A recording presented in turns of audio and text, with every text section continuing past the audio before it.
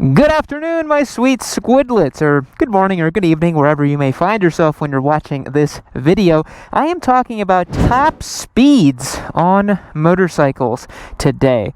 And you might be saying, yeah, top speeds are very important, and we all want the fastest top speed possible. Why are you even making this video? Well, I think top speed is actually a more nuanced topic than you might actually think about when you're on a motorcycle, because we all love the specs, we love high horsepower, top speeds, all that stuff, but I think top speed doesn't matter as much as you might think, but actually matters more than you might think for different reasons. And this motorcycle would be fantastic to ride on today because this bike doesn't have a very high top speed. This is Yamaha's MT-09 SP, their naked street fighter best-selling motorcycle that they have. I think one of, definitely. They update it every other year, so clearly it must be a bestseller. And this motorcycle is a naked bike, so aerodynamically speaking, it doesn't have a very high top speed. But I want to get on this machine and show you guys why that may not matter as much and why you might want to think about top speeds. But before we do, this MT-09 SP that's in front of me right here, if you can believe it, is a giveaway motorcycle over on yammynoob.co. I am super excited to feature this bike. You guys have been wanting to see this one on the channel for a long time. The updated MT-09 with the SP package that gives you the quick shifter, the Öhlins front and rear. This thing's a peach. Very cool motorcycle. Hit that link down below and get your chances locked and loaded to win. We probably have a cool multiplier going on right now. You are not going to want to miss it. And yeah, become a member, stack up your entries, rack them up, or get a hat, a t-shirt, whatever you want. Every dollar you spend will be entered to win, subject to a multiplier. Let's go talk about top speed, folks. Ooh, listen to this thing. Got to get a spicy exhaust on it, but I think for stock, it's pretty good. Yamaha does a great job of the acoustic tuning of the intakes. You know, musical instrument company and all that good stuff. So when it comes to top speed on your motorcycle, it's a metric that we love to think about, right? It signals the overall performance of the vehicle, and it's usually correlated with more horsepower, you know, better performance, all those sort of things. Because if you've built a machine that can handle going 180, 190, 200 miles an hour, it usually means you've got a pretty potent thing, you know, under the hood or between your legs, like on a motorcycle, so to speak. But what's interesting about top speed is that we're all governed by the same speed limit, right? In theory, as long as your vehicle can get to, you know, 75, 80 miles an hour or so, that's all you really need, right? Why would you need to go faster than the posted speed limit? Well, it's because getting to the speed limit, or a little above, let's be honest, is where the fun is. So oftentimes you can have a machine that has an incredible top speed. For example, you know, my old Turbo Hayabusa, or my H2 that I used to own. Incredible top speeds. I did 211 miles per hour on a Ninja H2 at the Texas Mile, and it was a ton of fun. But the gearing was so long that it's only fun doing those speeds. And so really what you're looking for is a motorcycle that is fun getting to the top speed and a little beyond the posted speed limit, rather. So bikes like this MT-09 SP are grunty and fun to use the gearbox and to get to, you know, the posted speed limit and a little beyond. I think as long as you have a motorcycle that can get to, you know, 100 miles an hour pretty comfortably, it's not going to be so bad. Because if you have a bike that literally tops out at the speed limit, it doesn't make it very fun to ride depending on the conditions. You know, a Honda Grom, the top speed on a Grom is about 65 miles per hour, 62, something like that. But, oh man, getting a Grom to those speeds, you know, getting it to do 62 miles an hour and just having it scream off the limiter is not very fun. It's not very fun to have a motorcycle that just sits there and is having to work so hard to be at that speed. And so to me, top speed represents the bike's ability to cruise at highway speeds, because that's very important for a lot of street motorcyclists. You're looking for something that is going to allow you to very easily get to the posted speed limit. I think people really love effortless power. I know I do. I know when I ride my motorcycle, I don't want to feel like I'm having to really work it all the time. That's why I think there's this really nice sweet spot between, I don't know, like 85 to 120-ish horsepower, that 700 to 950 cc range. The bikes in that area are just super fun to use and to ride, and you feel like you have ample performance limits, because not only does top speed relate to the speed limit because you want something that can very comfortably do it, but you want to have passing power too. And typically, when you have a motorcycle that can do 150 miles an hour, you know that you have ample performance on tap to execute passes. You know, you can very quickly and easily get by people. Even at highway speeds, you can very easily get through traffic and do that sort of thing. You're not going to be huffing and puffing above 80 to 90 miles an hour. But again, the aerodynamics of a motorcycle really come into play, because again, this MT-09 SP, I don't think it can do much more than about 140 miles an hour, which is very fast for this bike because you're upright in the wind like a sail. You know, 140 on an MT-09 SP feels like about 165 on an R1 or something like that. And functionally speaking, you know, you want to get a motorcycle that can very easily do, I think, about 100 miles per hour. You shouldn't have a bike that has trouble getting up to there, unless you got yourself a dual sport or an enduro bike or something that you're not concerned about getting up to those sorts of speeds. But realistically, I mean, anything with a top speed of about 130 is more than enough, you know, more than enough. And you'd be surprised, because a Ninja 400 can do about 118 miles an hour. And our ZX4RR that we had last year, I remember testing it, and I got it to about 134 miles per hour, if I remember correctly, which is plenty fast and pretty good for a little 399cc four-cylinder engine. The fact that it can do those kind of speeds is really good. So realistically, if you can get something that gets up to about 120 or so, that's more than fast enough, because the gearing and the torque of the engine and the way it gets up to that speed is really what matters. Like, look how much grunt this MT-09 has. Get around any kind of traffic it needs to. It does not have any concerns getting through traffic. It doesn't struggle whatsoever. This guy's letting me pass. That's nice of him. The MT-09 is completely unbothered getting to those sorts of speeds. So you really want something that has the gearing that's going to be fun for it too. I think motorcycles with extremely long gearing, like an H2, like a Hayabusa, things that are only good at highway speeds and are only really fun above 100 miles an hour, really. I don't know, those bikes have kind of lost their luster to me, because I want something that's flexible and usable in a wide variety of situations. So truthfully, top speed is a metric that it just doesn't really make that much sense if you think about it.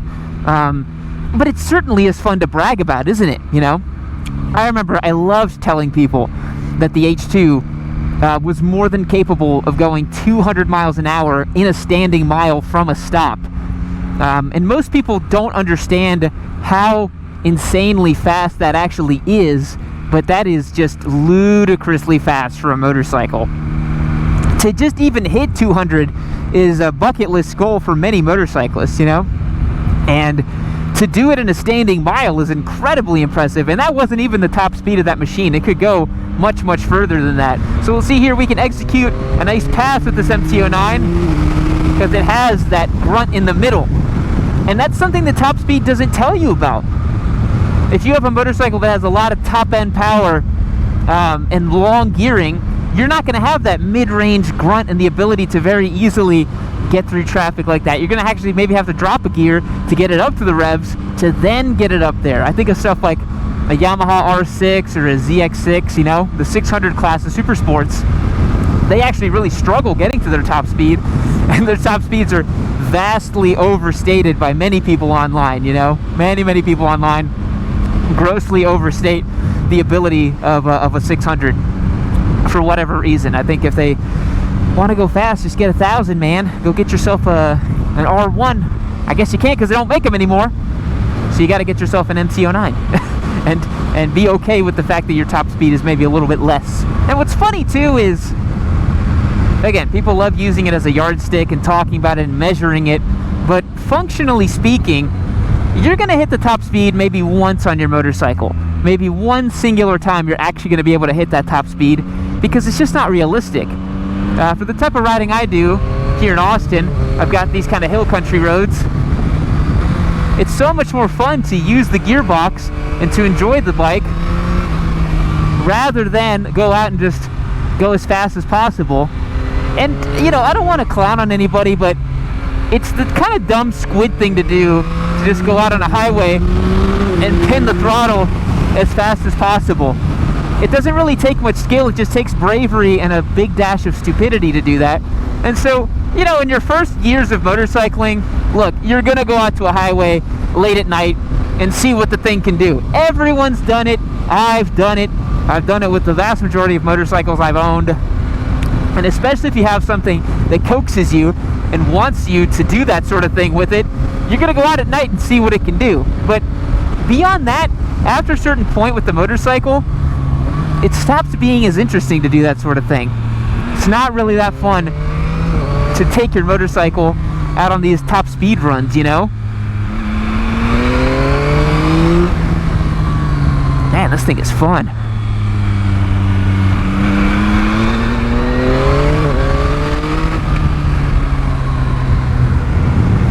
You start to enjoy stuff more like this.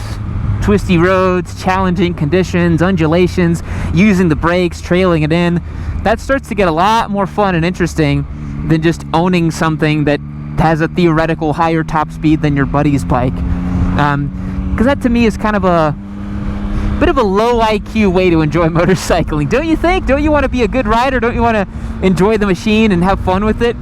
Rather than just pinning the throttle wide open and telling yourself, yeah, I can do 195 miles an hour. Because realistically, to the vast majority of normal people, if you go and tell them that you went and did those kind of speeds on your motorcycle, they're just going to think, wow, you're really irresponsible.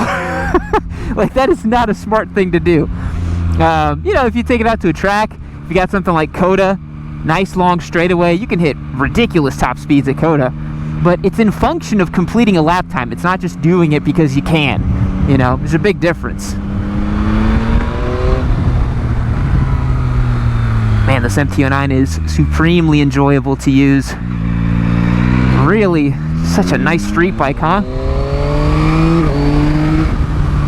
All that mid-range grunt, baby. Because what top speed doesn't tell you is the sensation of speed, right? And I'll give you guys a perfect example of this. So I'm a big-time cyclist. I love going out and riding my road bike. I've got a specialized Tarmac SL6 with a bunch of nice componentry on it for those of you who are into bicycles. And I'll tell you what, I've hit some downhills on that bike here in Austin where after I finish a ride, I check the GPS and I've hit indicated like 45, 46 miles an hour. The feeling of going 45 miles an hour on a road bicycle downhill on 28 mil tires is honestly more adrenaline filled and terrifying than doing 100 miles per hour on a Yamaha R1. It really is. It feels like nothing to do 100 miles per hour on a Yamaha R1, whereas on a bicycle, doing 45 downhill feels like the biggest adrenaline rush you've had in a long, long time. And the feeling of speed is so much more powerful, yet you're going a lot slower.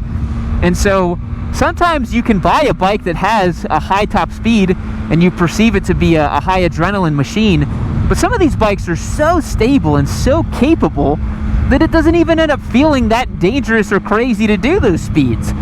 I tried explaining that to people back when I owned a Turbo Hayabusa and an H2, that it didn't really feel that crazy doing those speeds. The Hayabusa especially is just unbelievably stable at speeds. That bike will literally just cruise down the highway at 140 if you wanted to, and it doesn't even feel like it's trying. Whereas this MT-09 SP, it has this insane feeling of speed because the motor makes its torque in the mid-range and you're upright and you feel the wind more. So between like 40 to 100 on this thing, it's a lot more exciting than 140 on the Busa, if that makes sense. And that's why over time, you'll see that top speed is not really relevant. And it's something that I personally don't think about or consider at all in any of my bike reviews. I've ridden over 180 different motorcycles. I've owned 62 of them personally and for the channel. I don't think I really cared about or thought about the top speed on any of them. I don't even think it was relevant whenever I was doing press events or discussing it. It's more of a theoretical idea of what the motorcycle could do if it had enough runway. Because the other thing about top speed is, depending on the bike, you might have to take a long time to get to that top speed. You might need a big runway to get to that bike's theoretical maximum, you know? It might take a very, very long time to ride that bike and get it to the actual top speed that the manufacturer says it can do.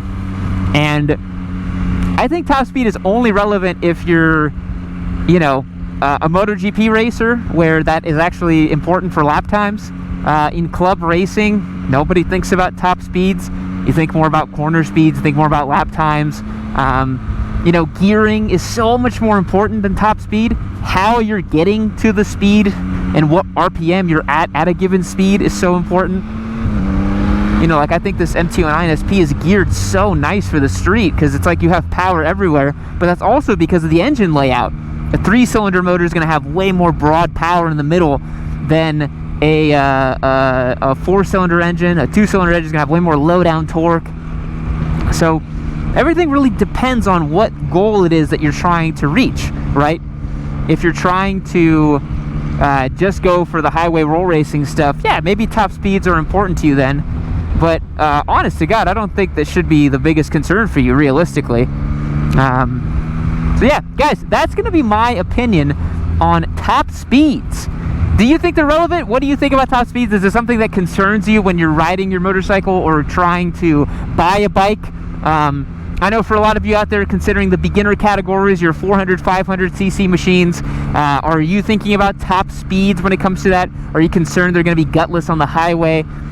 Because let me tell you, unless it's a sub 300 cc machine, like a Grom or, you know, maybe the old Honda CB300s, most 400 and 500 cc bikes have plenty of poke and grunt to get you up to highway speeds and beyond. You can easily do 90 miles an hour on Ninja 400. It's no problem at all. So, guys, I appreciate you sticking with me today. Thanks so much for checking out today's video. Remember, we are aboard our brand spanking new Yamaha MT-09 SP as we go for the pass right here. Have some fun at this bike. Remember, it's a giveaway machine over on yammynoob.co. Go and check it out in the description link down below as I avoid these tar snakes. Add a little bit of brake here as we tighten up, because this thing is a ton of fun. I am so happy to have this motorcycle for a little bit of time, and I hope you guys enjoy the content we're going to have coming out on it, because it is a riot to ride. Look at the way this thing just dances in the corners, baby. That is beautiful. Really nice machine. Really, really nice. Alright, boys, I'll catch you in the next one. See you later. Unfortunately for you, this video is now concluded, but fortunately for you, you have caught this video just in time to get entered to win this MT-09 SP. Hit the link on yammynoob.co in the description box down below, become a member. That's the best way to support the show and get entered to win these fantastic giveaway motorcycles. But if you don't think that's cool enough, you'll get access to our Discord server as well too. It's my way of saying thank you to you guys, and I truly do appreciate the support. But click this video right over here and you can keep watching Yammy Noob.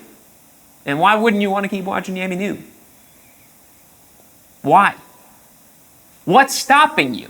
Huh? Huh? Do I need to come over there?